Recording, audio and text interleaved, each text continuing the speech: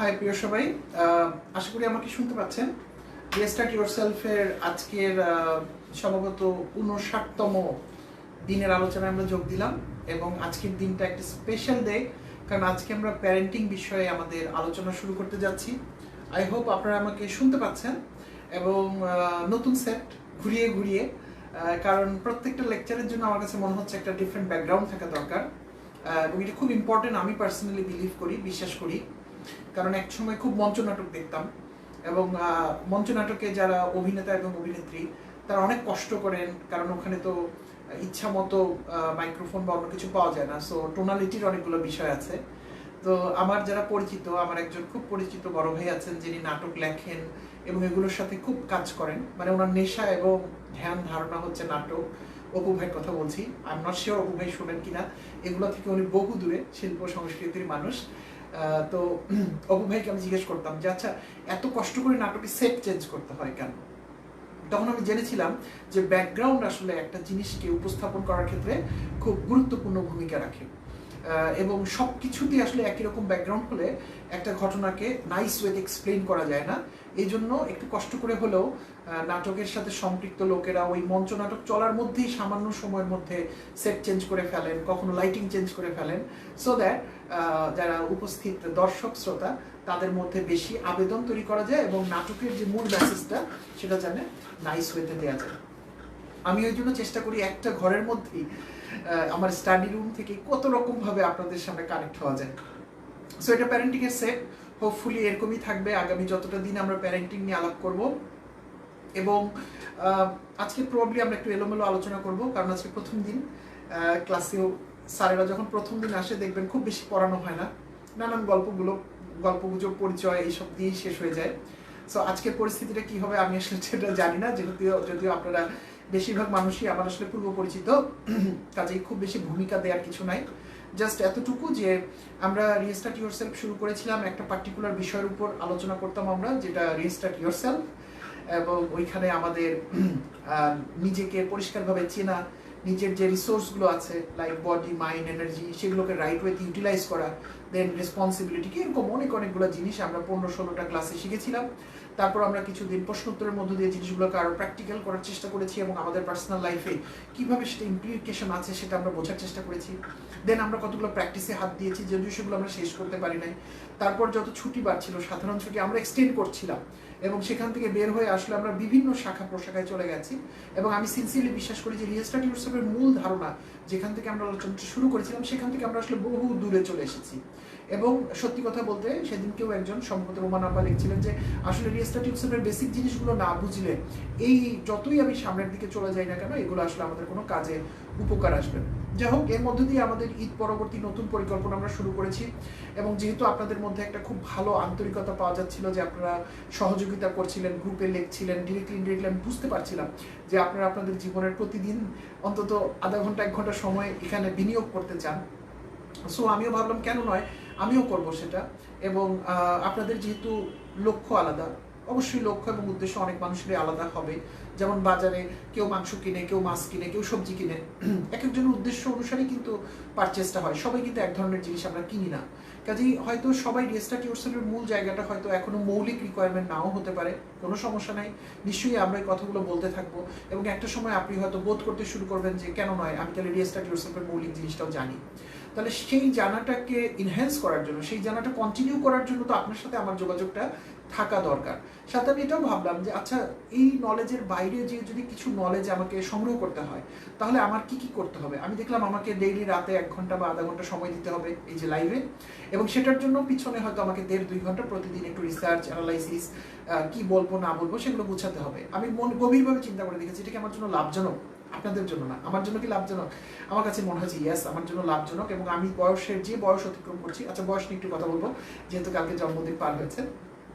So আমি যে বয়স এখন অতিক্রম করছি, আমি মনে করি আমার জানার এখনো অনেক কিছু বাকি এবং এইটাও একটা জানার মাধ্যম, যেহেতু আমি একটা প্রথাগত শিক্ষার এখন বাইরে আছি। সো কাজে আমার পক্ষে কিন্তু একটা স্ট্রাকচার মিডিয়াম থেকে জানাটা একটু কঠিন। কিন্তু আমি যখন আপনাদের কাছে দায়বদ্ধ থাকবো সপ্তাহে 5 দিন কোনো একটা বিষয় নিয়ে বলার জন্য, তার মধ্যে রিস্টার্ট ইয়োরসেলফ না হয় আমি বুঝি, ওই ফিলোসফিটা আমার কাছে খুব ক্লিয়ার।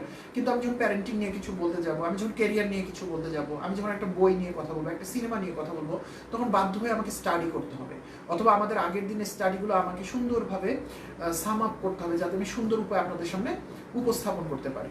সো আমি দেখলাম না, এটা আমার জানা এবং আমার উপস্থাপনের পরিধিকে বাড়াবে, and therefore I took it very lovely.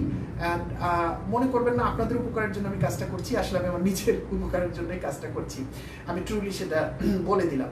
And second যেটা, সেটা হচ্ছে এই প্যারেন্টিং নিয়ে আসলে আমি অনেক দিন ধরে অনেক কিছু করতে চাই, এবং প্যারেন্টিং নিয়ে আজকে আমরা বাকি সময়ে অনেকক্ষণ ধরে হয়তো কথা বলবো। একটা জিনিস আপনাদের যে কোনো একজন আমাকে একটু হেল্প করতে হবে, সেটা হচ্ছে আজকে আমি ঘড়িটা খুঁজে পাইনি, মানে সব রেডি করতে করতে আমি দেখছি ঘড়িটা নাই, 10টা বেজে যাচ্ছিল। সো আমি ঘড়ি ছাড়াই বসে গেছি।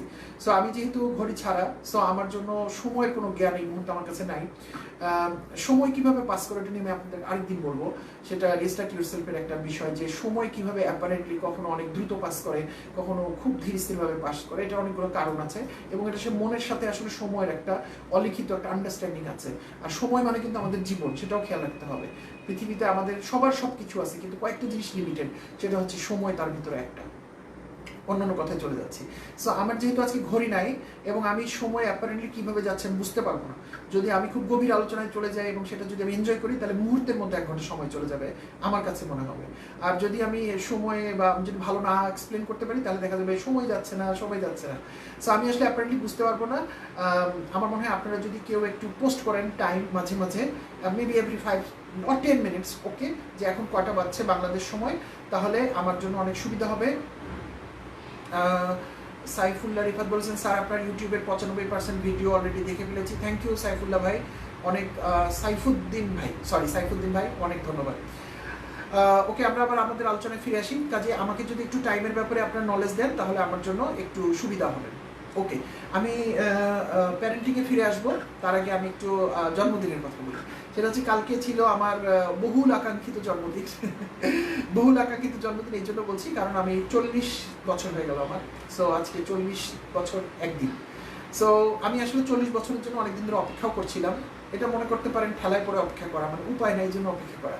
আমার কাছে যদি কেউ অপশন দিত যে 40 নিবা না 25 নিবা, তো প্রবলেম 25টা বেছে নিতে হবে। বয়স যেহেতু বাড়ছে, বাইরে অনেক বৃষ্টি হচ্ছে এবং ওই বজ্রনীনাদের শব্দ পাওয়া যাচ্ছে। I hope it's okay.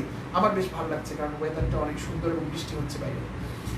So আমি কেন 40-এর জন্য অপেক্ষা করছিলাম, কারণ আমার কাছে মনে হচ্ছিল যে 40 ইজ এ এজ, যেই সময় প্রবাবলি আমরা নলেজগুলো নিয়ে আবার নাড়াচাড়া করতে পারি, and probably we can shift our gear to new ways, এরকম কিছু মনে হয়েছে।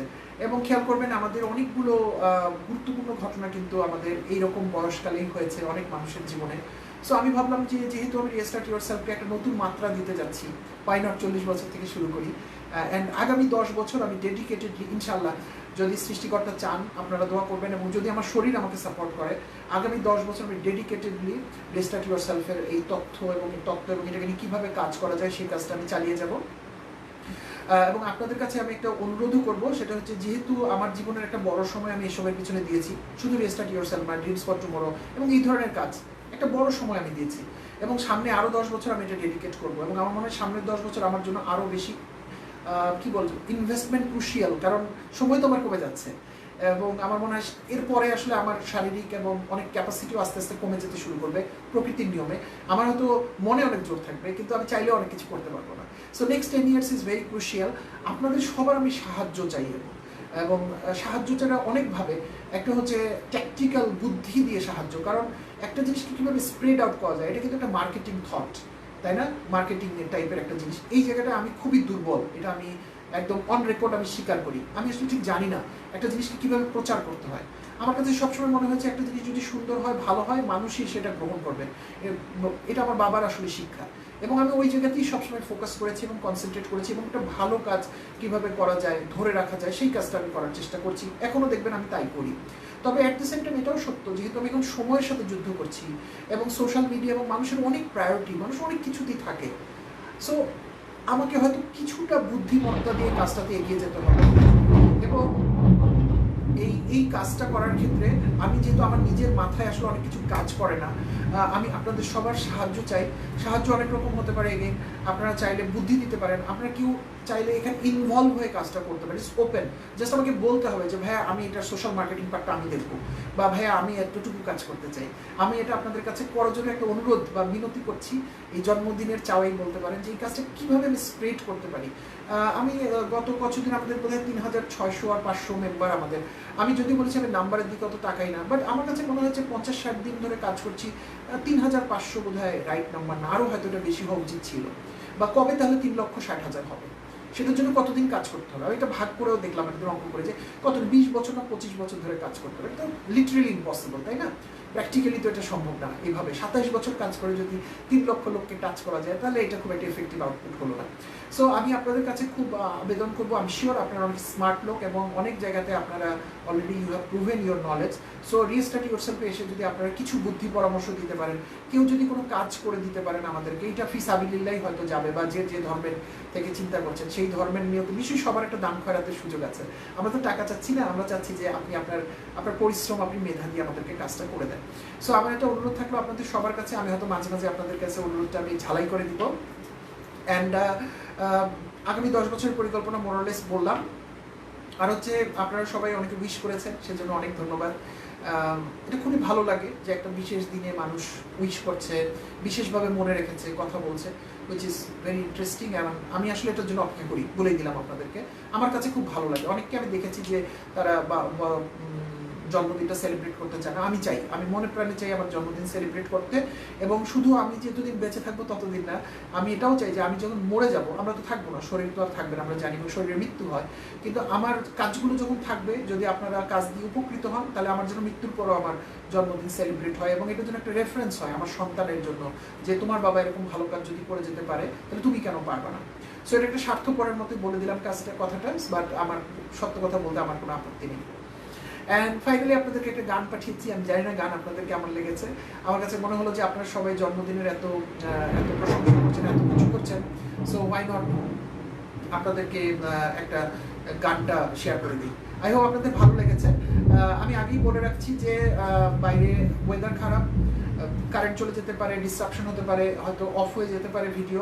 যদি হয়ে যায় কাইন্ডলি আপনি একটু অপেক্ষা করবেন, আমি আবার লাইভ করবো আর কি। অগ্রিম বলে রাখলাম। Now parenting. So most wanted parenting আমরা কি শিখবো? সো প্যারেন্টিংয়ের ব্যাপারে আমার প্রথম যে কথাটা আমি বলবো সেটা হচ্ছে প্যারেন্ট হওয়ার দরকারই নেই। আপনারা হয়তো খুব অবাক হলেন এটা শুনে। যারা প্যারেন্টস হয়ে গেছেন তারা হয়তো এটা শুনে খুব বেশি মরবেন না, কারণ তা তো হয়ে গেছেন। কিন্তু যারা এখনো প্যারেন্টস হন নাই, যারা হয়তো বিয়ে করেন নাই কিংবা করবেন, তারা হয়তো আমার কথা শুনে খুব অবাক হবেন। নিশ্চয়ই আমার কথার পক্ষে যুক্তি আছে, আমি সেটা নিয়ে পরে কথা বলবো। সো যদি প্যারেন্টিং করাই না লাগে তাহলে তো খুব ভালো হয়, তাহলে প্যারেন্টিং শেখার দরকার নেই। এখন প্যারেন্টিং কেন করবো না বা করে কী লাভ, সেটা আমরা পরে হয়তো একটু আলাপ করবো। আর প্যারেন্টিং নিয়ে আমার যা কিছু আপনাদেরকে বলার ইচ্ছা, আসলে এটা অনেক দিন ধরে ইচ্ছা। অনেক দিন বলতে কতদিন, 2-2.5 বছর ধরে, বা আরও একটু বেশি হবে। কাব্য মোটামুটি যখন কাব্য বয়স তো 7 বছর হলো, মোটামুটি আরও বেশি হবে, 4-5 বছর ধরে আমি কিন্তু এই যে কী কী করা উচিত, কী কী করা উচিত না, ওইগুলা আমি কিন্তু অনেক দিন ধরে ভাবছি। কিন্তু আমি কোনোদিন একটা মডিউল খুঁজে পাইনি যে যেখানে আসলে কথাগুলো বলা যায়, বা আমি বললে কে শুনবে। আমার তো অনেক বড় প্যারেন্টিংয়ের ডিগ্রি বা সার্টিফিকেশন বা কোনো কিছু নাই। বাট আমার কাছে মনে হচ্ছে এখন যেহেতু আপনারা আমার কথা কিছু শোনেন এবং আমরা রিস্টার্ট ইউরসেলফের ফিলোসফিতে কিছু বুঝতে পেরেছি, আমার মনে হচ্ছে we can start talking about it. এবং আমি আপনাদেরকে গ্যারান্টি করছি, আমি আসলে কোনো বই দেখে আপনাদেরকে প্যারেন্টিংয়ের বিষয়ে কিছু বলবো না। প্লাস আমি কোনো নির্দিষ্ট কলেবরেও থাকবো না যে এটা 3 বছর বয়স পর্যন্ত এই পদ্ধতি, 3 থেকে 9 বছর পর্যন্ত, আমি এরকম কোনো কিছু বলবো না আপনাদেরকে। আমি যা বলবো, একজন বাবা বা মা হিসেবে আমাদের কি কর্তব্য আমাদের সন্তানের প্রতি। এখন আমার মায়ের বয়স প্রায় 70-এর কাছে, আমার বয়স 40, বাট আমি কিন্তু স্টিল তার কাছে সন্তান। এবং আমার মনে হয় তার নির্দিষ্ট কিছু চাওয়াই আমার কাছে আছে, বা আমার প্রতি তার নির্দিষ্ট কিছু ধরনের ইমোশনই আমার জন্য কাজ করে, সেটা আমি যতই বৃদ্ধ হই বা তিনি যতই বৃদ্ধ হন না কেন। কাজে আমরা প্যারেন্টিংকে বা আমাদের সন্তানদের রেসপন্সিবিলিটিকে আমি আসলে কোনো একটা বয়সের মধ্যে সীমাবদ্ধ করতে চাই না, অথবা ঘুরিয়ে বলে আমার অত এক্সপার্টিস হয়তো বা নাই। আমি যা বলবো সব একটা ফিলোসফিক্যাল জায়গা থেকে হয়তো বা বলবো, নাম্বার 1। নাম্বার 2 হচ্ছে যদি আমরা প্যারেন্টিং শব্দটা ব্যবহার করব, বাট নট নেসেসারিলি এটা বাবা মা হয়েই আমাদেরকে প্রয়োগ করতে হবে। এমন হতে পারে আমার হয়তো ছোট ভাই বা বোন আছে, আমি হয়তো কোনো বাবা মা হইনি, আমার বিয়ে হয়নি, কিন্তু আমার ছোট ভাই বোন আছে, কিন্তু আমার বাবা মা আমার ভাই বোনের জন্য কি করা উচিত সেটা সে বুঝছে না, বিকজ সে তো আর প্যারেন্টিংয়ের কোর্স করে নাই। তো সে যে ভুলগুলো করে ফেলছে বা যেগুলো সঠিকভাবে করছে না, ভুল বলি না, সঠিকভাবে করছে না, সেটাকে আপনি কিভাবে সঠিকভাবে করে দিতে পারেন বাবা মার পক্ষ হয়ে আপনি তাদের জন্য সঠিক কাজটা করতে থাকলে, এটাও হতে পারে প্যারেন্টিং। আরেকটা বড় কাজ হবে বা আমার কাছে মনে হয় সেটা হচ্ছে আমরা যারা প্যারেন্ট হয়েছি কিংবা হইনি, কিন্তু আমাদের তো প্যারেন্ট সবারই আছে, আমরা যখন এই বিষয়গুলো জানবো তখন আমরা এটাও বুঝতে পারবো যে আমাদের বাবা মারা জেনে বা না জেনে কত বড় সমস্যা, অস্থিরতা, ত্যাগ এবং এসবের ভিতর দিয়ে গেছেন। এটা তো আবহমান বলে হয়ে আসছে। কাজে আমি আমার সন্তানের জন্য প্রয়োগ করতে পারি বা না পারি, যেহেতু আমার সন্তান হয়নি এখন, ছোট নিয়ে এখন হয়তো ভাবছি না, যাদের হয়েছে তারা অবশ্যই প্রয়োগ করবো। সো প্রয়োগ করতে পারি বা না পারি, আমি যেন আমার বাবা মাকে স্মরণ করতে পারি এই প্যারেন্টিংটা শিখে, যে তারা আমার জন্য আসলে কত স্যাক্রিফাইস করেছেন, কত কষ্ট করেছেন এবং কত কত স্নেহ মমতা দিয়ে আমাদেরকে বড় করেছেন। এই তিনটাই আমাদের উদ্দেশ্য। এক, প্যারেন্টিং সম্পর্কে এত পরিষ্কার পরিচ্ছন্ন একদম স্ট্রেট ফরওয়ার্ড না জানা, আমরা কোনো স্পেসিফিক বিষয়ে যাব না যে মোজা কয়দিন পর পর চেঞ্জ করতে হবে, কোন বয়সে দাঁতে হাত দেওয়া যাবে, মুখে হাত দেওয়া যাবে না, বাচ্চা কি স্কুল থেকে আসার সাথে সাথেই কি দুপুরের খাবার দিতে হবে নাকি, ওই সব কথা আমরা বলবো। এটা হয়তো ডক্টররা আপনাদেরকে বলবে, আমরা বলবো ফিলোসফিক্যাল সাইড থেকে বলবো, এবং আমরা চেষ্টা করবো রিস্টার্ট ইয়োরসেলফের ওভারঅল থটের সাথে জিনিসগুলোকে আমরা মিলিয়ে আলোচনা করবো, নাম্বার ওয়ান। নাম্বার টু হচ্ছে যারা আমরা বড় ভাই বোন বা পরিবারের অন্য কোনো ক্যাপাসিটিতে আছি বাবা মা ছাড়াও, আমরা আমাদের ছোটদের জন্য এই কাজগুলো করবো। এবং পরিবারের বাইরেও হতে পারে, আপনি যে স্কুলে পড়াচ্ছেন বা আপনার আশপাশের প্রতিবেশীদের বাচ্চারা যখন আপনার কাছে আসে, আপনি তাদেরকে কিভাবে ডিল করবেন, সো এরকম হতে পারে। আর নাম্বার থ্রি হচ্ছে বাচ্চার দিকে যাওয়ার দরকার নেই, আমরা উপরের দিকে তাকাবো এবং তাদের প্রতি আমরা কৃতজ্ঞতা জানাবো, কারণ আমরা বুঝতে পারবো যে জিনিসটা হয়তো অনেক কঠিন কিংবা সহজ, আমরা আসলে বুঝবো না, সেই হিসেবে আমরা তাদেরকে যখন বুঝতে পারবো জিনিসটা, তখন আমরা তাদের প্রতি কৃতজ্ঞতা জানাবো। আই হোপ আপনাদের ভালো লাগছে এবং কত সময় গেছে টাইম টু টাইম যদি একটু বলেন তাহলে ভালো হয় আমার জন্য। আর আজকের ক্লাসের জন্য আমার কোনো প্রস্তুতি নেই। আচ্ছা, প্রস্তুতির ব্যাপারে আরেকটা কথা না বলে খুব অন্যায় হবে, আমি কোনো বই ফলো করবো না, কিন্তু আমি শুধু এই বইটা স্টাডি করতে শুরু করেছি। এই বইটা আমাকে আমাদের রেগুলার আমাদের শ্রোতা দর্শক, আমাদের ইথার আপা, কানাডাতে থাকেন উনি, এই বইটা টিচিং ইয়োর চিলড্রেন ভ্যালুজ, তো এই বইটা আমাকে উনি দিয়েছিলেন। আই থিঙ্ক ইথার আপা 4-5 মাস হবে না, লাস্ট টাইম আপনি যখন বাংলাদেশে এলেন কষ্ট করে ইথার আপা এই বইটা আমার জন্য নিয়ে আসছেন। সো আমি এই বইটা থেকে অনেক কিছু আমি রেফার করবো, সেগুলো হবে প্র্যাকটিস, কারণ এই বইটার বিউটিটাই হচ্ছে এই বইটাতে প্রচুর প্র্যাকটিস আছে। তবে যেহেতু এটা ইন্টারন্যাশনাল বই, হয়তো সবগুলো জিনিস আমাদের কালচারের জন্য হয়তো রাইট ফিট নাও হতে পারে, অতটুকু আমি কার্টেল করবো বা কাজ করে আপনাদেরকে আমি এটা শেয়ার করবো। সো যদিও আমি বললাম কোনো বই রেফার করবো না, বাট একটা বই আমি ফলো করবো ইনশাল্লাহ। এখন পর্যন্ত প্ল্যান, বইটা হাই লেভেলে উপর থেকে দেখে আমার কাছে মনে হয়েছে এখান থেকে প্র্যাকটিস লেভেলে আমাদের অনেক কিছু নেওয়ার আছে, বিশেষ করে যখন আমরা বাচ্চাদেরকে ভ্যালু বা certain principal and all this things শেখাতে চাই, সেই জায়গাতে আমরা এটাকে ব্যবহার করবো। আর বাকি সব কিছু হবে চারপাশের জ্ঞান। সো যখন আপনি অনেক এক্সাইটেড একটা বিষয়, আপনি অনেক দিন ধরে প্ল্যান করছেন আপনি করবেন, যখন আপনি পরীক্ষার জন্য প্রচুর প্রিপারেশন নিয়েছেন, তখন আসলে পরীক্ষা কেমন হয়? আপনার অনেকে বলুন ভালো হয়, কিন্তু আমার ধারণা অনেক বেশি প্রিপারেশন নিলে, অনেক বেশি ধরনের চেষ্টা করলে, অনেক এক্সপেকটেশন থাকলে ওইটা আসলে খারাপ হয়। সো মোটামুটি ধরে নিতে পারেন যে প্যারেন্টিং নিয়ে যেহেতু আমি অনেক এক্সাইটেড, সো এর ডেলিভারি অনেক খারাপ হবে, এটা ধরে নিয়েই চলেন আমরা আমাদের আলোচনা শুরু করতে চাই। সো আজকের 10:22 বেজে গেছে, সো আমাদের অনেকখানি সময় চলে গেছে। সো আজকে আমরা প্যারেন্টিং সম্পর্কে আমি আজকে লিখেছি আপনাদেরকে যে আমাদের আজকের title line, it's a 20-year project and you can never be ready. আমরা প্রবাবলি এতটুকুর মধ্যে আজকে থাকবো। প্রথমে আমরা বলি যে প্রজেক্ট কাকে বলে। আপনারা জানেন যে হালে গত 10-15 বছর ধরে প্রজেক্ট ম্যানেজমেন্টের উপর প্রচুর পড়ালেখা হয়, মানুষ সার্টিফিকেশন কোর্স করে, এটসেট্রা এটসেট্রা।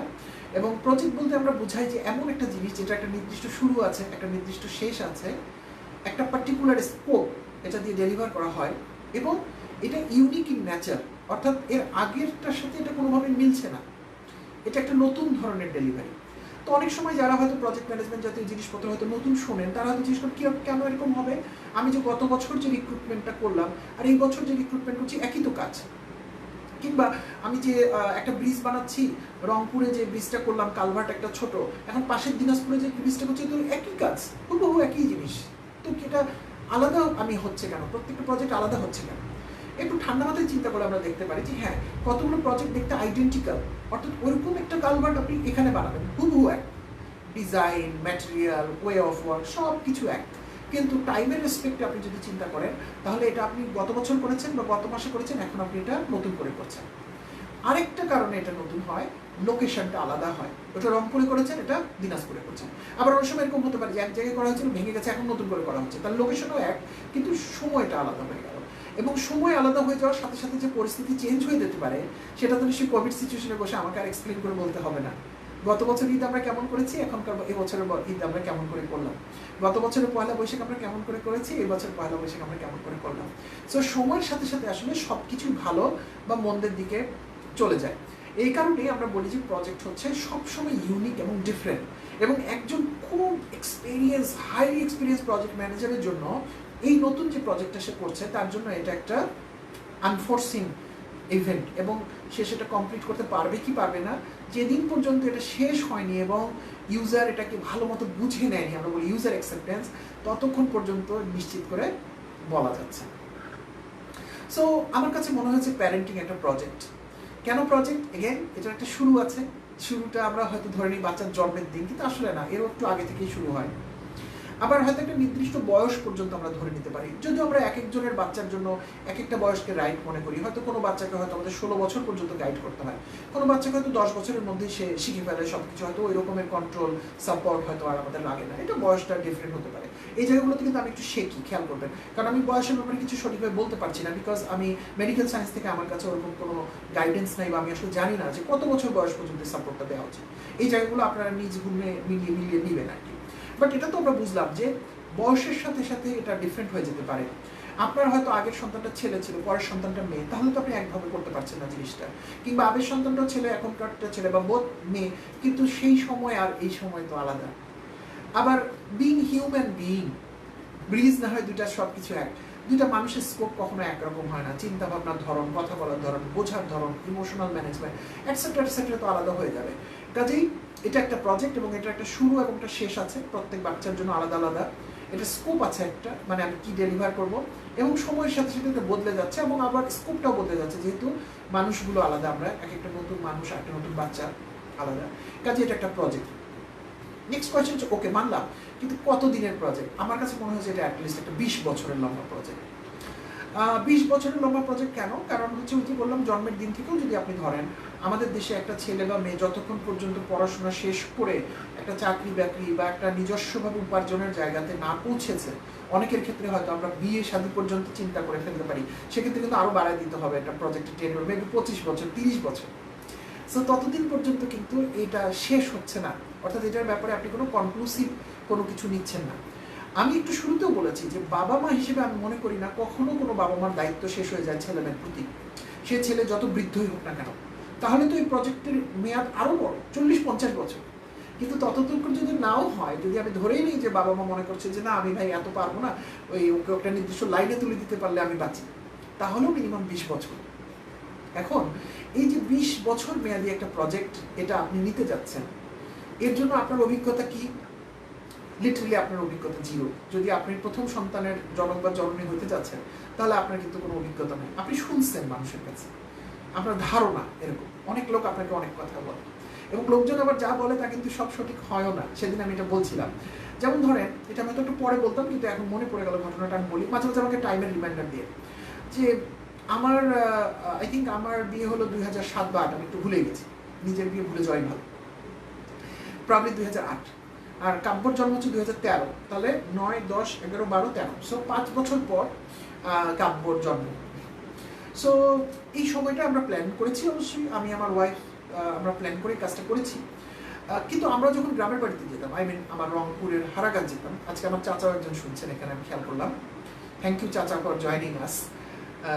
তো আমি যখন গ্রামের বাড়ি যেতাম বিয়ের পর, মানে এটি তোমার বাড়ি, তো আমার আশপাশে বেশ কিছু দাদি সম্পর্কিত অনেক মহিলারা আছেন, তারা আমার খুব ক্লোজ আত্মীয়, এবং তারা আমার ওয়েল উইশার অবশ্যই। তো তাদের কিন্তু কিছু কেপিই থাকে, তারা ধরে নেয় যে একটা ছেলে বা মেয়ে বিয়ে করতে হবে, যখন বিয়ে করিস না কেন, বিয়ে করিস না কেন, বিয়ে করিস না কেন, মেয়ে দেখবো, ছেলে দেখবো, পাত্র দেখবো, এই চলতে থাকে।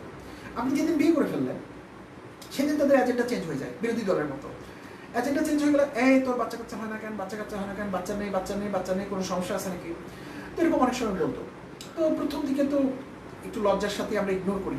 তো আরেকটু যত বয়স বাড়লো তখন হয়তো আমার তো প্ল্যান আছে যে আমি 2-3 বছরের মধ্যে নিচ্ছি না, তো তখন আমি হয়তো একটা রিজনেবল রিজন বলতাম ওনাদেরকে যে আচ্ছা বলেন তো বাচ্চাটাতে নিলে না, বাচ্চাটা মানুষ করবে কে, এতটুকু বাচ্চা ম্যানেজ করা লাগবে না, আমরা তো 2জন লোক, ঢাকায় তো আসলে আমাদের কেউ নাই।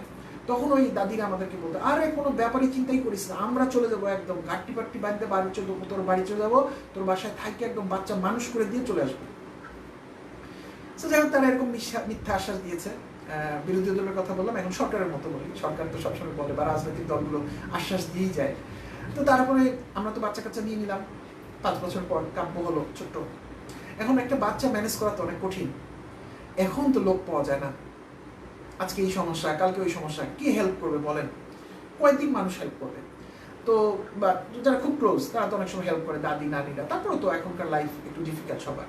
সো আমি একদিন আমার ওয়াইফকে বললাম যে ওই দাদিগুলাকে ফোন দাও, ওনারা তো খুব প্রজেক্ট ম্যানেজ করে দিতে চাইছিল, তো ওদের খবর কি। তো এমনিতেই মজা করে ফোন টোন দেওয়া হলো এবং সবাই তাদের জীবনের ব্যস্ততার মধ্যে আটকা পড়ে আছে, কেউ কিন্তু এখানে আর আসলো না এবং কোনো ভ্যালু এডিশনও করলো না। সো আমি বলতে চেয়েছি যে মানুষ অনেক কথাই বলবে আপনাকে। আমার বাবাও আমাকে একটা খুব গুরুত্বপূর্ণ কথা বলে গেছেন, বলেছেন যে যেই সময় আপনাদেরকে এটা আমি বলেছি, সেই সমস্ত লোক হচ্ছে বুদ্ধিমান যারা যেগুলো জিনিস অটোমেটিক হয় সেই সমস্ত জিনিস পিছায় দেয়, আর যেগুলো জিনিস হয় না সেগুলোর জন্য পরিশ্রম করে। আর বোকালোক হচ্ছে তারা, প্রবলেম আমি একটা বোকালোক, যারা যে সমস্ত জিনিস হয় অটোমেটিক সেটা আবার ঠেলে ঠেলে হওয়ানোর চেষ্টা করে। অনেকে আছে দেখা যায় আমাদের মধ্যে যে বিয়েটা কেন হচ্ছে না, তদবির বাবা মার কাছে যাওয়া কথা বলা এটা। তো আমার বাবা বলতেন বিয়ে তো এমনিতেই হবে, এমন কোনো ছেলে বা মেয়ে দেখছো যার বিয়ে হয় না, আর বিয়ে না হলে তোর পিছনে সবাই লেগে যাবে, তো বিয়েকে কেন এক্সপেক্ট করা হচ্ছে। আমি আমার সন্তানের ব্যাপারে একই কথা এখন বলা শুরু করছি আমার বাবার কাছে শিখে, যে সন্তান জন্ম দেওয়া হচ্ছে পৃথিবীর সবচেয়ে সহজ কাজ। যদিও আমি জানি মায়েরা একটা কঠিন সময়ের ভিতর দিয়ে যান সন্তান জন্ম, মোটামুটি হালকাভাবে দিচ্ছি না ব্যাপারটা, বাট হচ্ছে তো, সন্তানের জন্ম তো হচ্ছে, তাই না? আপনার আশপাশে মানুষ থেকে শুরু করে সমস্ত জীবজন্তুরই সন্তান হচ্ছে, তাহলে এটা তো খুব একটা জটিল কাজ না।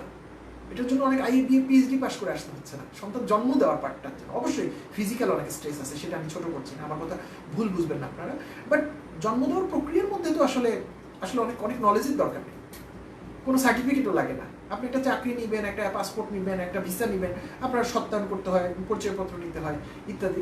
সন্তান নেওয়ার ক্ষেত্রে আপনার আসলে এত কিছু করার দরকার নেই। কিন্তু এই সন্তানটা নিয়ে ফেলার পর তারপর যেই সন্তানটাকে নিয়ে যে কাজ, সেই প্রক্রিয়ার জন্য আপনি রেডি কি রেডি না।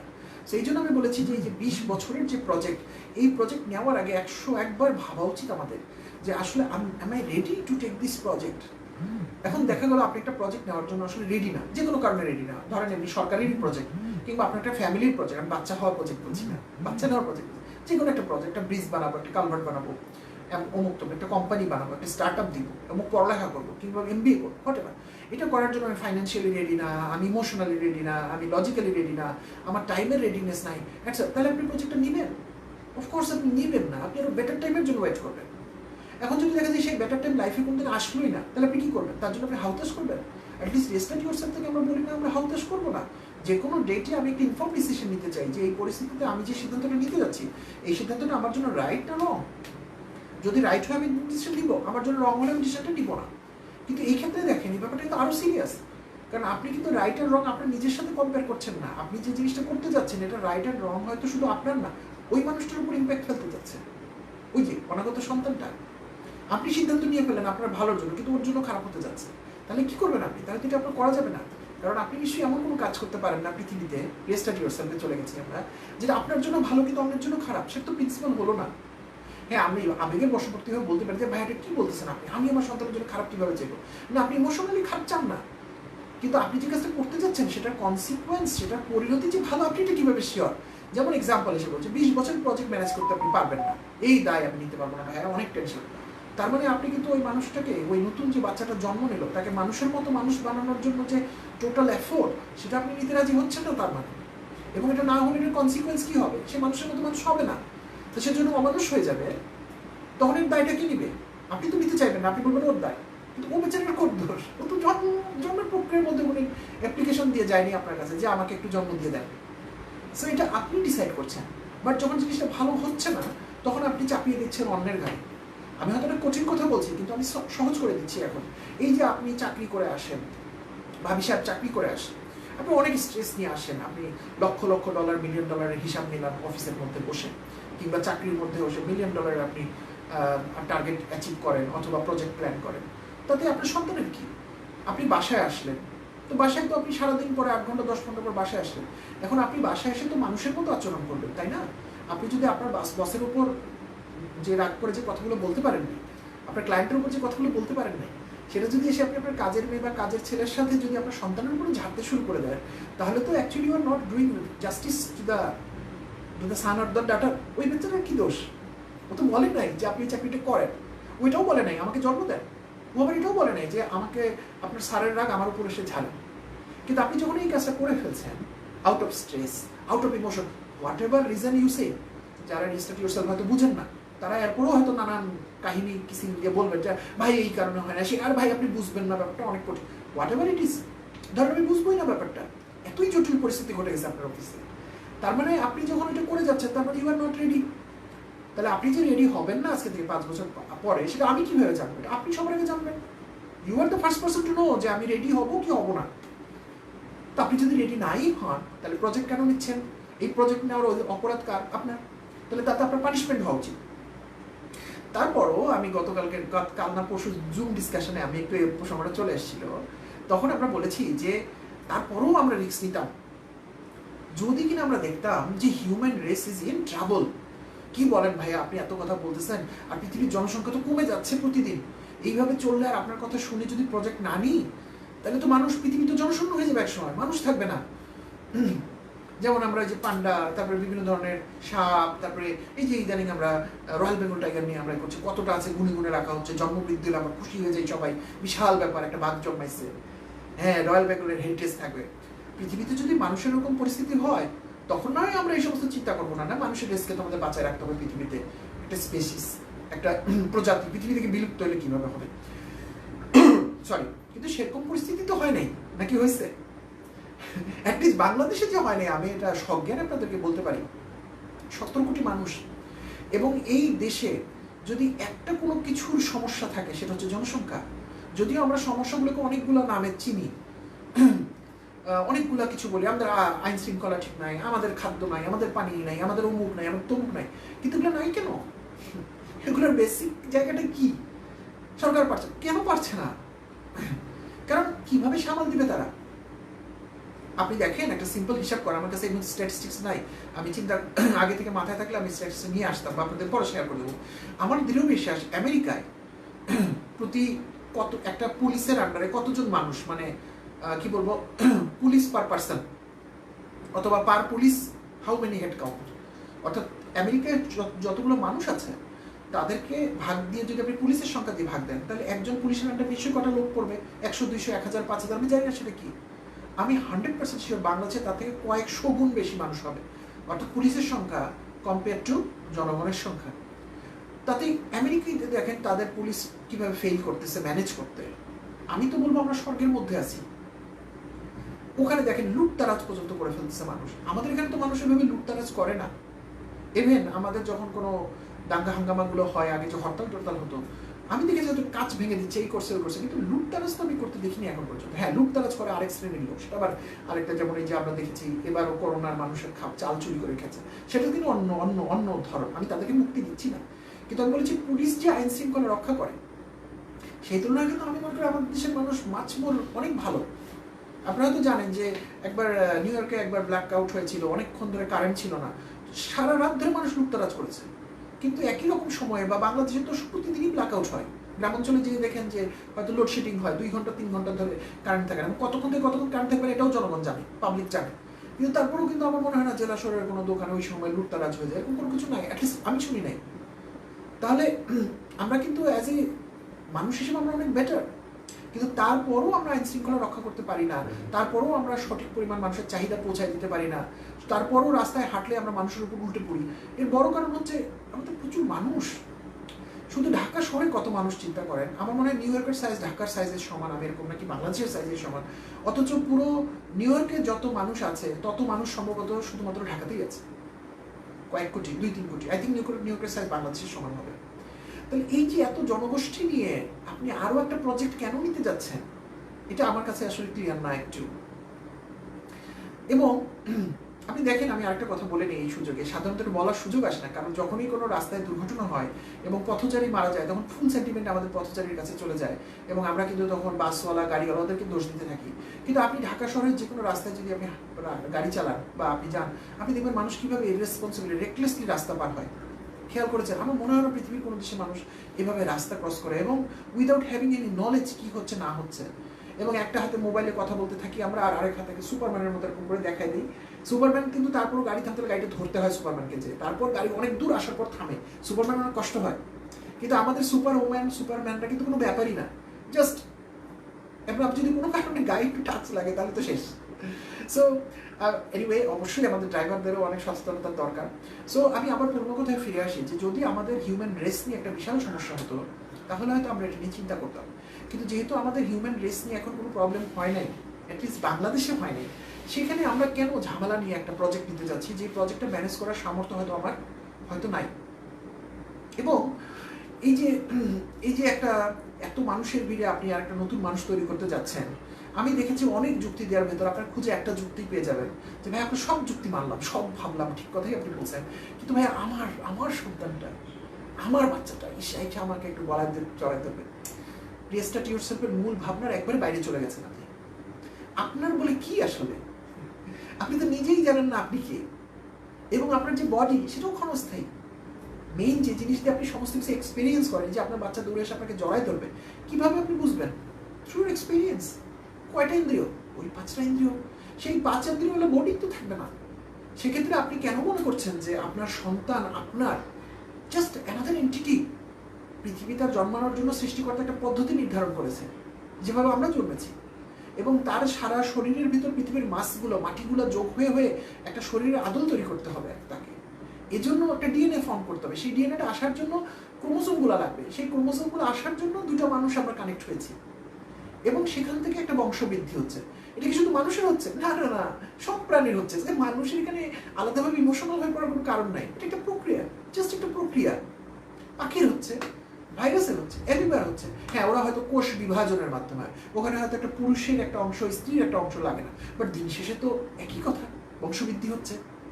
এবং আপনি যদি দুটো জিনিস মানেন যে না, এটা তো একটা বংশবৃদ্ধির একটা প্রক্রিয়া মাত্র, আমার সন্তান তার সন্তান বলে আসলে কিছু নেই, একটা প্রক্রিয়া, আর দিন শেষে সেও একটা হিউম্যান বডি, আমিও একটা হিউম্যান বডি, এটা আপনার শরীর থেকে কেন বের হতে হবে? এই ধরনের বৈশ্বিক চিন্তা কেন হচ্ছে? এবং আরো আমি বলছি যে আপনি যে দাবি করছেন আপনার, সে জায়গায় আপনার আসলে কি দায় দায়িত্ব আছে? আপনি কিভাবে রেফারেন্স ক্রিয়েট করতে পারেন যে আপনি খুব বুঝছিলেন যেটা আপনার সন্তান এবং আপনার ওনারশিপে এটা তৈরি হচ্ছে? অবশ্যই কাগজে কলমে আমরা লিখবো, কারণ আমরা তো মানুষ, আমরা জন্তু জানোয়ার না, আমরা তো বুঝতে চাই আপনি কে, আপনার বাবাকে, আপনার দাদাকে। লেখা না থাকলে তো আমরা খুঁজে পাবো না আপনাকে, সেজন্য একটা রেফারেন্স দরকার। কিন্তু আপনি যখন ওন করতে শুরু করে দিচ্ছেন একটা বাচ্চাকে, আপনি কি এমন দিচ্ছেন তাকে যে আপনাকে একটা ওন করার জন্য একটা বিশাল ক্ষমতা নিতে হবে আপনাকে? ইভেন ওই বাচ্চাটা সার্টেন এজ পর্যন্ত আপনি জানতেন না এটা ছেলে বাচ্চা হতে যাচ্ছে না মেয়ে বাচ্চা হতে যাচ্ছে। আপনি যদি ওনারশিপ হইতো, ওনারকে যে জানে, শুরু থেকে জানে সবকিছু, তা তো সবকিছু বলে দেওয়ার কথা। এটা তো আপনি জানেন না, এটা আপনার জানার দুর্বলতা নয়, কারণ কেউই এটা জানে না। বিকজ আপনি যে ক্রোমোসোমগুলো দিচ্ছেন আপনার স্ত্রীর সাথে মিলিয়ে, বা স্ত্রী আপনার স্বামীর সাথে মিলিয়ে যে ক্রোমোসোমগুলো, সেই ক্রোমোসোমগুলোর উপর তো আপনার অধিকার নাই। এগুলো কোথেকে আসে? আপনার 6 পুরুষ আগের ক্রোমোসোম আসছে, বাই দাও।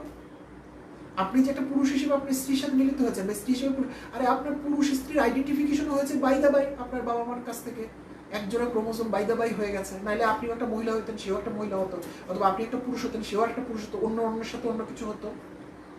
সিম্পল নাকি আমি অনেক জটিল করে ফেলছি? সো যে জিনিস আপনি ঠিক বুঝছেন না পরিষ্কারভাবে, সেই জিনিসের উপর আপনি কেন ওনারশিপ কায়েম করতে যাচ্ছেন? হ্যাঁ, আপনি মানুষ, আপনার ভিতরে একটা ইমোশন আছে, এটা আমি অস্বীকার করি না, সেটাও আমরা বলেছি ইমোশন কিভাবে নিয়ন্ত্রণ করতে হবে না। তারপরেও আমি বুঝলাম যে আপনার একটা অ্যাফেকশন আছে, ছোট একটা বাচ্চা আপনার মনে অনেক আন্দোলন তৈরি করে। হ্যাঁ, এটাও কিন্তু দরকার, এটা আমি কোনোভাবে অস্বীকার করবো না। এবং আপনি যদি দেখেন আমাদের হিউম্যানের যে জেনেটিক্স এবং বাচ্চা উৎপাদন প্রক্রিয়া, দেখবেন আমাদের কিন্তু পুরুষ এবং মহিলাদের একটা নির্দিষ্ট সময় পর কিন্তু প্রজনন ক্ষমতাটা আরও কিন্তু থাকে না। এবং এটা কিন্তু একটা নির্দিষ্ট রিজন আছে।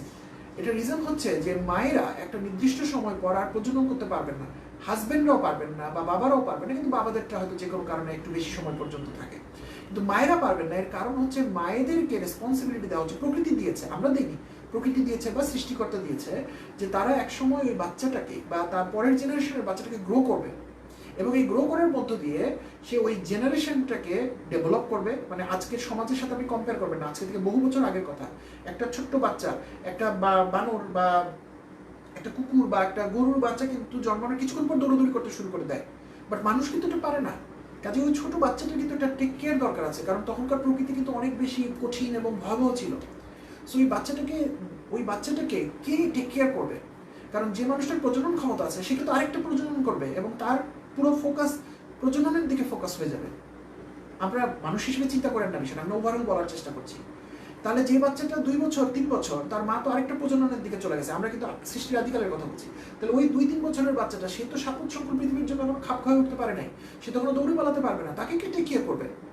তাকে টেক কেয়ার করবে কিন্তু ওই জেনারেশনটা, আমরা এখন যে জেনারেশনকে দাদি নানি বা বড় খালা বড় ফুপুর জেনারেশন বলছি, তারা টেক কেয়ার করবে। এবং এভাবেই হিউম্যান জেনারেশন এভাবে এসেছে।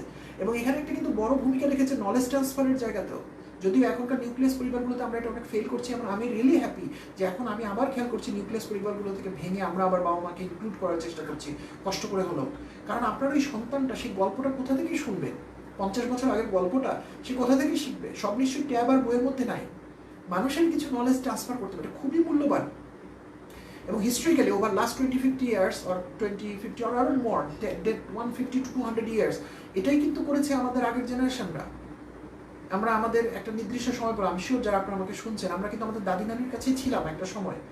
যখন বাবা মারা আমাদেরকে আরেকটা ঘরে পাঠিয়ে দিত, তখন আমরা কিন্তু দাদি নানির সাথেই থাকতাম। দাদি নানির সাথে অনেক দিন পর্যন্ত আমরা বড় হয়েছেন। আমি শিওর আপনাদের অনেকের সাথে দাদি বা নানির একটা অন্যরকম সংযোগ আছে, কারণ আপনি অনেক কিছু তার কাছ থেকে জেনেছেন, তার কাছ থেকে শিখেছেন। তাহলে এটার কিন্তু একটা ভূমিকা আছে। তাহলে এই যে আমাদের নলেজ ট্রান্সফার করা, অ্যাফেকশন ট্রান্সফার করার যে কাজটা, এটাও মানুষেরই কাজ, আমি এটা স্বীকার করেই বলছি। কিন্তু একটা জায়গাতে আমি আপনাদের রিস্টার্ট ইয়োরসেলফে ধাক্কা দিতে যাচ্ছি, সেটা আপনাকেই কেন জন্ম দিয়ে এটা করতে হবে? আপনার আশপাশের অন্য যে অনেকগুলো বাচ্চা আছে, যে বাচ্চাগুলো ইকুয়ালি অ্যাফেকশন সিক করছে, ইকুয়ালি নলেজ সিক করছে, ইকুয়ালি কেয়ার সিক করছে, আপনি এত কেয়ারিংই যদি হন মানব প্রজাতির প্রতি, ওদেরকে দিয়ে দেন না। আপনাকে কেন একটা নিজের একটা আলাদা প্রজেক্ট তৈরি করে এটা করতে হবে? এটা কত বড় স্বার্থপরতার মতো হয়ে যাচ্ছে, চিন্তা করেন। মানে আপনি একটা ছোট একটা প্রজেক্ট করবেন জন্য আপনি এন্টায়ারলি পুরো জিনিসটা আপনি একা করতে চাচ্ছেন। সো গ্রামবাসী মিলে একটা ব্রিজ বানাবেন না, আপনি প্রত্যেকেই বাড়ির সামনে একটা করে ব্রিজ বানাতে চাচ্ছেন, বিকজ আমার ব্রিজ দিয়ে আমি হাঁটবো। That doesn't work. তাহলে তো পদ্মা সেতু অনেকগুলো করতে হতো, বাংলা 17 কোটি পদ্মা সেতু বানাতে হতো। এটা অনেক সময় আমাদের জন্য দরকার নাই। আমাদের জন্য দরকার হচ্ছে সবাই মিলে আমরা যেটাতে ভালো থাকবো। আজকে যদি আমরা একবার নিয়ত করে ফেলি যে আজকে ঢাকা শহরের যতগুলো সন্তান আছে সব আমার সন্তান, এবং আমরা যে 39 জন এখন শুনছি, শুরুতে 50 জনের মধ্যে ছিলেন, হয়তো হতাশে চলে গেছেন, এই 50 জন অন্তত, কিংবা কালকে নাগাদ হয়তো 1000 মানুষের ভিডিওটা দেখে ফেলবেন। এই 1000 মানুষ যদি আমরা ডিসাইড করে ফেলি যে বাংলাদেশ ঢাকা শহরের সব সন্তান আমার সন্তান, শুধু আমারটা না, ইভেন আপনার বাপ মা হওয়ার দরকার নেই, আপনার বিয়েই করার দরকার নেই, যদি আপনি আরেকটা মানব প্রজাতির একটা নতুন একটা ছোট সন্তানের প্রতি যদি আপনার সত্যি ভালোবাসা থেকে থাকে, হোয়াট এভার ইউ কল, আচ্ছা ইমোশনই বলেন, আপনি ছেড়ে দিলাম কিছুক্ষণের জন্য, রিস্টার্ট ইয়োরসেলফ, ইমোশনের উপর কন্ট্রোল ছেড়ে দিলাম, তো ওটা যদি আপনি সব বাচ্চার মধ্যে ছড়ায় দেন, সমস্যা কি? বরঞ্চ আপনার বাচ্চাটা আরেকজনের আরো সেফ হবে, কাব্য আরো সেফ থাকবে ঢাকা শহরে। কারণ আমি নিশ্চিত হয়ে গেলাম যে ও রাস্তায় একটা সমস্যা করলে কেউ একজন এসে ওকে হেল্প করবে, স্কুলে প্রবলেম করলে কেউ একজন এসে তাকে হেল্প করবে, আরেক জায়গায় প্রবলেম করলে সে এসে তাকে হেল্প করবে, তাই না? সো আমার আজকের প্যারেন্টিংয়ের আমরা শেষ করবো, কারণ অনেকক্ষণ ধরে কথা বলে যাচ্ছি। যদি আজকে আমি যা চিন্তা করেছিলাম তার সব কিছু আমি বলতে পারি, আমি এতদূর পর্যন্ত বোধহয় এসেছি। সো আমরা পরের দিনের জন্য কিছু পড়ালেখা রাখবো, কথাবার্তা বলবো। সো প্যারেন্টিংয়ের শুরুটা একটা বড় ধাক্কা দিয়েই শেষ হোক। প্যারেন্টিংয়ের শুরুটাই হোক যাতে আমার সন্তানকেই প্যারেন্টিং করতে হবে, এই বোধ এবং চিন্তাকে আমরা আজকে ধাক্কা দিচ্ছি। আমরা বলছি অবশ্যই আমরা প্যারেন্টিং করবো, আমরা অবশ্যই শিখবো যে মানব প্রজাতির একটা ছোট্ট বাচ্চাকে, যে কিনা আনকোরা একটা ব্রেন নিয়ে, একটা অসীম সম্ভাবনা নিয়ে পৃথিবীতে আসছে, তাকে মানুষের মতো মানুষ বানাতে হবে। কারণ আমরা বলছি অন্য সব প্রাণী জন্মালেই হয়ে যায়, তারপর পরিপুষ্ট হয় শরীরে, মানুষ শরীরে পরিপুষ্ট হলে কিছু হয় না, মানুষকে হিউম্যান বিইং হতে হয়। তাহলে মানুষকে মানুষের মতো বানানোর যে চ্যালেঞ্জটা, সেটা আমি নিব, কিন্তু ছোট্ট একটা কেভিয়েট আমি উঠাই দিব, আমার হতে হবে এখান থেকে আমি বের হয়ে যেতে চাই। আমি যে কোনো বাচ্চাকে আমি যেখানেই পাবো, আমি তাকে মানুষের মতো মানুষ বানানোর মতো চেষ্টা করবো। একটু আগে আমরা বলেছি কোন বয়স পর্যন্ত আসলে আপনি এটাকে বলবেন বাচ্চার প্রতি দায়িত্বশীল, সেটাও আমরা বলতে পারছি না। কাজে আমি যে চাকরি করি, আমি কিন্তু করি চাকরি, সেই চাকরিতে আমার সাথে 3 জন লোক কাজ করে। তাদের বয়স হতে পারে, একজনের বয়স হবে মেবি 20, আমি ধারণা করে বলছি, একজনের বয়স হবে অ্যারাউন্ড বিলো 35, আর কম হবে 25 to 30, আরেকজনের বয়স হবে অ্যারাউন্ড 38। এই 3 জন মানুষের কি লার্নিং শেষ হয়ে গেছে জীবনে? নিশ্চয়ই না। তাহলে কালকে থেকে ওরাও আমার সন্তান, ওই যে হিউম্যান রেস হিসেবে আমি যদি ডেভেলপ করতে চাই, তাহলে ওদের জন্য আমার প্যারেন্টিং জানতে হবে।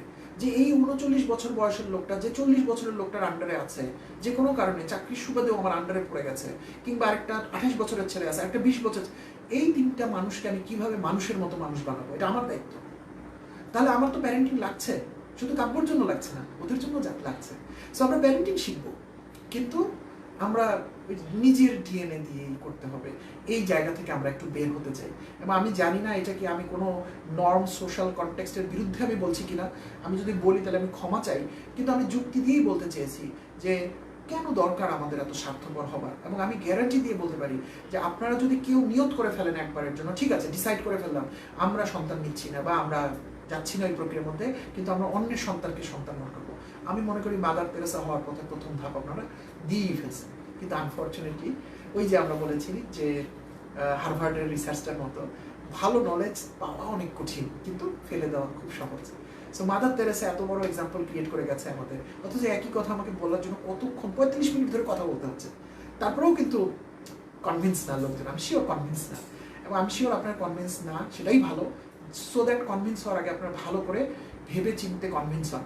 এবং যদি আমার কথা শুনে আপনারা কেউ একজনও যদি কনভিন্স হন, আমি মনে করি আমার কাজ হয়ে গেছে। কারণ বাংলাদেশের অন্যান্য 5টা বাচ্চা 10টা বাচ্চা, আমি জানি না আপনার সেই ক্যাপাসিটির কত, আল্লাহ তাআলা সৃষ্টিকর্তা বা ভগবান যেটাই আপনি মানুন, আপনাকে যেন অসীম ক্যাপাসিটিতে আমি দোয়া করবো তার জন্য, তার হাতে ওই বাচ্চাগুলো সেফ হয়ে গেল।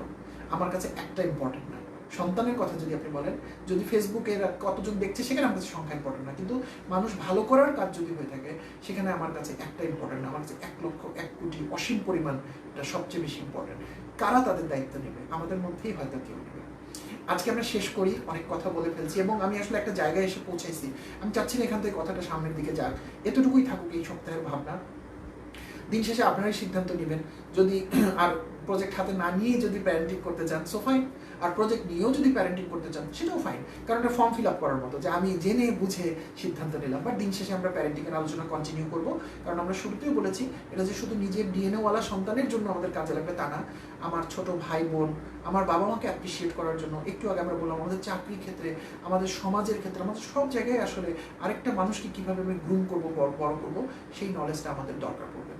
তাহলে আজকে আমরা এখানেই শেষ করছি। ভয়ঙ্করভাবে করোনা বাড়ছে এবং আমি জাস্ট একটু আগে ক্লাসে ঢোকার আগে 15 মিনিট আগে জেনেছি যে আমার গ্রামের বাড়িতে আমার খুব ক্লোজ রিলেটিভ একজন করোনায় আক্রান্ত হয়েছেন। সো আমরা ঠিক জানি না আমরা কোন দিকে যাচ্ছি, কতক্ষণ সেফ থাকতে পারবেন বা আমি থাকতে পারবো আমি সেটাও জানি না। আমার অফিসের একজনেরও আমি শুনেছি আজকে সারাদিনই তার বাবা মানে finally it's not identified, but মানে সমস্ত সিমটম সেদিকে, এবং বৃদ্ধ ভদ্রলোক তার কিছু রেসপিরেটরি প্রবলেমও শুরু হচ্ছে। সো একদম কাছাকাছি চলে এসছে দেখতে পাচ্ছি। জানি না কবে আক্রান্ত হব, বা আমি দোয়া করি আপনারা যাতে না হন। আমার কায় মনোবাক্যে দোয়া এবং প্রার্থনা আপনাদের কাছে, এবং আপনাদেরকে অনুরোধ যে পার্সোনাল হাইজিনটা মেনটেন করেন। ঠিক যেমন রেস্টার্ট ইউরসেলফে আমরা সবসময় বলে এসেছি, আমি খুব এই জায়গাতে আমি হ্যাপি যে করোনা আমাদেরকে একটা জিনিস শিখিয়ে দিয়েছে অটোমেটিক, যেটা আমাকে কষ্ট করে শেখাতে হয় না, যে পুরো পৃথিবীকে চেঞ্জ করার দরকার নেই, আপনি নিজেকে চেঞ্জ করেন। রেস্টার্ট ইউরসেলফে আমরা তাই বলি যে আমি সারা পৃথিবীর দায়িত্ব আমি নিতে চাই না, but everything has happening within my mind and within my body. So আমি নিজেকে ঠিক করতে চাই। করোনার ক্ষেত্রেও আসলে আমরা একই অবস্থায় চলে এসেছি, আর কারো ওপর দোষ চাপিয়ে কোনো লাভ নাই। Rest of the world let it go, যেভাবে যাচ্ছে যাক। কাউকে নিয়ে সমালোচনা কথা বলা কোনো দরকার নেই। আপনি শুধু আপনার শরীরের ফিজিকটার দায়িত্ব নেন। আপনি কোথায় যাচ্ছেন, আপনি মাস্ক পরছেন কিনা, চোখে কোনো কিছু লাগলো কিনা, হাতটা সাবান দিয়ে বারবার ধুচ্ছেন কিনা, বাইরে থেকে এসে আপনি কি প্রিকশন নিয়েছেন, জুতা বাইরে খুলেছেন কিনা, আপনি নিউট্রিশন জিনিস খাচ্ছেন কিনা, লেবু পানি খাচ্ছেন কিনা। আমি অ্যাকচুয়ালি জানি না, এগুলো নিয়ে অনেক সময় ফেসবুকে অনেক লেখালেখি হচ্ছে, কিছু হয়তো ভুলও আছে। তারপরেও যদি ভালো আচার আচরণ করলে যদি কিছু উপকার হয়, ওয়াই নট। সো আমার মনে হয় সেই জায়গাতে আমরা মনোযোগ দিই, এবং যেদিকে আমরা যাচ্ছি অ্যাটলিস্ট আমরা বাংলাদেশের ভিতর থেকে যারা কথাগুলো শুনছি, অ্যান্ড আই থিঙ্ক ওয়ার্ল্ড ওয়াইডও সেই ক্রাইটেরিয়া, অ্যাকচুয়ালি আমাদের সেলফ প্রোটেকশন ছাড়া আমাদেরকে আর কেউ রক্ষা করতে পারবে না। বিশেষ করে আমরা যে বয়সে কথাগুলো বলছি, আমাদের উপর আমাদের ফ্যামিলি ডিপেন্ডেন্ট। যেমন আমার বাসায় আমার মা, আমরা একসাথে থাকি। সো আমার মা তো বাইরে যায় না, কিন্তু আমি যদি করোনা নিয়ে আসি তাহলে she will be the victim. আমার সন্তান, একটু আগে সন্তান নিয়ে, সেও তো আমাকে বলছে না তো, বাট আমি যদি করোনার ভাইরাস নিয়ে আসি বা আমার ওয়াইফ জব করে আমরা যদি নিয়ে আসি, তাহলে তারা হবে ভিকটিম, বা আমাদের বাসায় আর যে মানুষগুলো আছে। আমরা এটা এই অধিকার আমাদের নাই যে আমার মন চাইলো আমি একটু চা খেতে গেলাম, সিগারেট খেতে গেলাম, ঘুরতে গেলাম, ফ্রেন্ডের সাথে দেখা করতে গেলাম, আর এসে অন্যকে আমি ইনফেক্টেড করে ফেললাম। So at the cost of myself সেটা আমি বাদই দিলাম। অনেক সময় আগের মতো ধর আমার জীবন যাবে আমি দেখবো, তো আপনার কি না, স্টিল আমার কিছু বলার আছে, বিকজ আপনার জীবন গেলেও আপনার বাসার অন্য লোকগুলোকে কে দেখছে। অনেক সময় আমি ইমোশনাল হয়ে যাই। আমাকে কয়েকদিন আগে একটা বড় সিদ্ধান্ত নিতে হয়েছে, এটা আমি পাবলিকলি এখন আমি বলছি না, বাট আমি আমার জায়গায় এখন স্ট্রিক্ট আছি যে আমি ওই একটা প্রিন্সিপালকেই মেনে নিয়েছি যে কাউকে দেখানোটা ইম্পর্টেন্ট না, ইম্পর্টেন্ট হচ্ছে আমার সেফটি, তারও থেকে বেশি ইম্পর্টেন্ট আমার ফ্যামিলির সেফটি। আমি অবশ্য ভালনারেবিলিটিতে ঢুকে পড়ছি 40, কিন্তু একটা 22 বা 23 বছর ছেলে মনেই করতে পারে দূর করোনা হলে আমি উদ্ধার পেয়ে যাবো। বাট ভাই তোমার বা আপু তোমার কথা তো আমি বলছি, তুমি যে বাসায় ঢুকবা তাদের কি হবে? And few of the things in this world need not to be tested. সব কিছু আপনাকে কেন নিজে এক্সপিরিয়েন্স করে শিখতে হবে? কিছু জিনিস আপনি অন্যের এক্সপিরিয়েন্স দেখেও শিখে নেন না, সব কেন আপনার ফার্স্ট হ্যান্ড এক্সপিরিয়েন্স থাকতে হবে? করোনা হয়েই শিখতে হবে কেন করোনার কষ্টটা কিরকম? No need. So let's concentrate more on personal safety and hygiene, and also আপনার বাসায় কী হচ্ছে না হচ্ছে সব দিকে খেয়াল করেন। অনেক সময় খাবারের মাধ্যমে ঢুকছে, অনেক সময় হয়তো জিনিস কিনে নিয়ে আসছি সেটার মাধ্যমে ঢুকছে। I think next couple of months আমাদের অ্যাওয়ারনেসটা, আমি এটাও খুব খুশি যে রিস্টার্ট ইউরসেলফে যা শেখাতে চাই করোনা সেটা বলে দিচ্ছি যে অ্যাওয়ারনেস, মিনিটে মিনিটে অ্যাওয়ারনেস দরকার। আমি কী করছি, কোথায় হাত দিলাম, কী নিলাম, কত দূর রাখলাম, প্যাকেটটা বাইরে ফেলেছে কি ফেলেনি, আসলে আমি ডিসইনফেক্ট করেছি কি করিনি। So it's good for all of us. এবং ওই অ্যাওয়ারনেসটাও যদি আমরা নিয়ে আসতে পারি আগামী 2-3-4 মাস করোনার জন্য হলেও, বিশ্বাস করেন ওই অ্যাওয়ারনেসটা বিল্ট ইন হয়ে যাবে এবং আমরা সবসময় আমাদের চিন্তার জায়গায়, আমাদের ইমোশনের জায়গায়, আমাদের বডি ম্যানেজ করার জায়গায় আমরা এই অ্যাওয়ারনেসটাকে কাজে লাগাতে পারবো। এগেইন শেষ করার আগে আবার বলছি, আমি জানি না রিস্টার্ট ইউরসেলফে কি বলেছি আপনাদেরকে, কোনো ধারণা এখন অ্যাটলিস্ট আমি মনে করতে পারছি না, ভিডিও দেখলে আবার মনে হবে, বাট আমি যা বলেছি আমার অন্তর থেকে বলেছি, অ্যান্ড আমি কোনো বইয়ের ধারি নেই, আমি যা বিশ্বাস করেছি আমি তাই বলেছি। আই ডোন্ট নো এই প্যারেন্টিং আপনারা নেক্সট মঙ্গলবার আপনারা শুনতে আসবেন কিনা, বুধবার শুনতে আসবেন কিনা, মঙ্গল আর বুধ, আমি তো নিজে কনফিউজ হচ্ছি, বুধবার, আজকে বুধবার, হ্যাঁ আপনারা আসবেন কি আসবেন না, আসলে আবার অনেক কথা হবে। সো ততক্ষণ পর্যন্ত আপনারা যেখানেই থাকবেন অনেক নিরাপদ থাকবেন এবং ভালো থাকবেন। ইনশাআল্লাহ আগামীকাল আমাদের ক্যারিয়ার বিষয়ে কোনো না কোনো নতুন বিষয় নিয়ে আপনাদের সাথে কথা হবে। অনেক ভালো থাকবেন, খোদা হাফেজ।